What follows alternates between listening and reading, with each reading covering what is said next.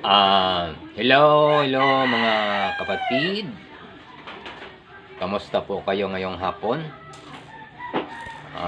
Ako po si Tawi Rimaldora. Andito ulit tayo para sa pagpapatuloy sa ating pinag-aaralan tungkol sa mga bulaang propeta. Kung kayo po ay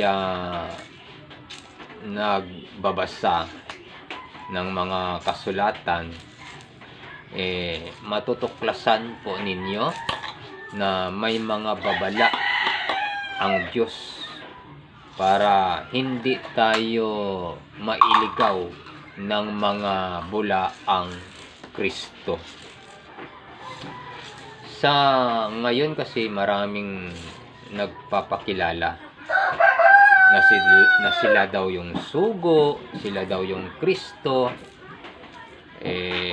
Ganun kung sila ay magpakilala sa kanilang mga sarili. So, para po sa ating kaligtasan, ang dapat nating pagbabatayan ay yung nakasulat. Hindi tayo dapat magbatay sa kung sino-sino mang mga tao. Kahit yun ay nagtapos pa ng 10-year course sa kolehiyo. Andoon na tayo, yes indeed, na ang Diyos ay nagsusugo ng tao, gumagamit ang Diyos ng tao para ang kanyang mga salita ay mailapit sa mga tao. Pero hindi tayo dapat makontento sa mga nangangaral, kundi lagi nating isasangguni sa kasulatan yung kanilang sinasabi. Kasi sa panahon ngayon, marami pong nanliligaw. Hindi ka dadalhin sa kaligtasan, kundi pipirahan ka lang, din ililigaw ka. Hindi nila ipinagmamalasakit ang kaluluwa ng mga tao. So, mayroon kasing isang propeta, si Mang Kanor, na taga Davao, na matindi kung kanyang ipakilala ang kanyang sarili. Siya daw si Kristo, siya daw yung Son of God, siya daw yung appointed Son of God, siya daw ang may-ari ng sanglibutan kahit ngayon. Kahit magtatampisaw ka pa daw, kung hindi ka dadaan sa kanya, hindi ka raw makakarating kay Ama. Yun ang sabi niya. At sabi niya, siya daw ang may-ari ng lahat ng kaluluwa na 7 billion. Naniniwala ba kayo doon? Ako hindi. Kasi ayon sa pagsusuri ng mga kasulatan, siya po ay isang sinungaling na sinugo ni Satanas. Pagka ang isang tao ay nagsisinungaling, namumusong sa Diyos, lahat pong tao pwede na niyang dayain, pwede niyang magpusong, pwede siyang mamusong ng kahit sinong tao. Kasi Diyos nga pinupusong niya kinukuha niya ang yung mga karapatan ng Diyos at ni Kristo, kinukuha niya. Dahil nga doon sa kanyang mga sinabi na siya daw si Kristo, siya daw yung appointed Son of God, sa kanya daw yung sanglibutan. Pag hindi ka dumaan sa kanya, kahit maglulupasay ka pa, kahit magtatampisaw ka pa, kung hindi ka dadaan sa kanya, hindi ka makakarating kay Ama. Yun ang sabi niya. paglalapastangan po yan sa Diyos eh. Kaya kung nagawa niya na lapastanganin ang Diyos, kung nagawa niya na lapastanganin ang mga salita ng Diyos, mas lalong magagawa niya na lapastanganin ang sino mang tao. Kaya nga binabastos niya yung mga government officials eh.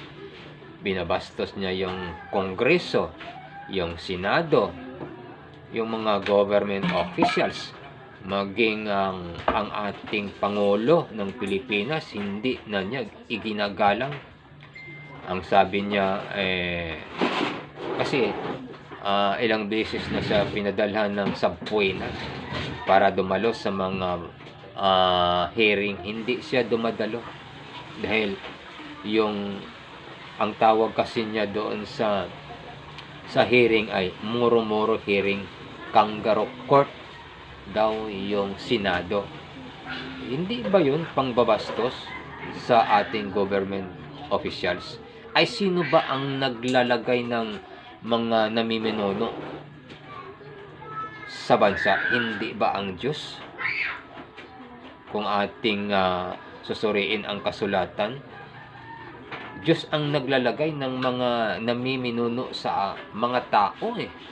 Ay hindi siya nagpapasakop sa mga namiminuno sa bansa natin na Diyos ang naglagay. Hindi siya nagpapasakop sa gobyerno. Paano naging sa Diyos yan? Yung sa Diyos ay masunurin sa batas ng tao at masunurin lalo sa batas ng Diyos. Ay hindi siya masunurin sa batas ng Diyos, ay mas lalong hindi siya masunurin sa batas ng tao. Now, ayon sa ating tinutumbok, dahil sa sinabi niya na siya ang may-ari ng kaluluwa na 7 billion. Kahit daw si Bill Gates. Ganon. Mababasa ba sa Biblia? Hindi nga eh. Hindi natin mababasa na may lilitaw na kibuloy sa Mindanao na siya ay appointed son of God. Wala po eh. Para hindi tayo maligaw, ay magtanong tayo sa Diyos sa pamamagitan ng kasulatan. Ayon po sa aklat ni Ezekiel, Kapitulo 18, versikulo 4, ganito ang ating mababasa. Narito, lahat ng kaluluwa ay akin, sabi ng Diyos. In English it says, behold, all souls are mine. Sabi ng Diyos, Diyos pala may-ari ng ating mga kaluluwa. Inaagaw na nitong taga Davao. So kayo na po ang bahala. Humatol. Kung tama ba yung itinatawid ko sa inyo? O tama ba yung sinasabi nung taga Davao? Sino ngayon ang nagsasabi ng katotohanan? Siya o ako? Huwag kayong maniwala dun.